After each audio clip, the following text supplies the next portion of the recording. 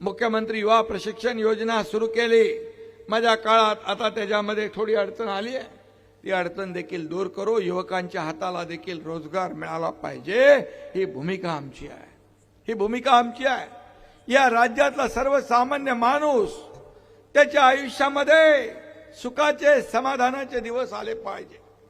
मी सोन्याचा चांदीचा चमचा तोंडात घेऊन जन्माला आलो नसलो तरी या माझ्या माय भगिनींसाठी, माझ्या शेतकऱ्यांसाठी, माझ्या भावंडांसाठी त्यांच्या आयुष्यामध्ये सोन्याचे दिवस आणण्यासाठी माझा जन्म झालेला आहे। आणि म्हणून हे जे मी बोलतो ते करतो, मी जे जे बोललो ते केलं।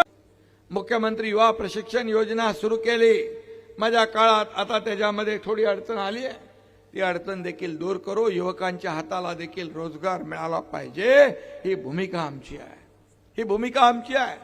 या राज्यातला सर्वसामान्य माणूस त्याच्या आयुष्यामध्ये सुखाचे समाधानाचे दिवस आले पाहिजे।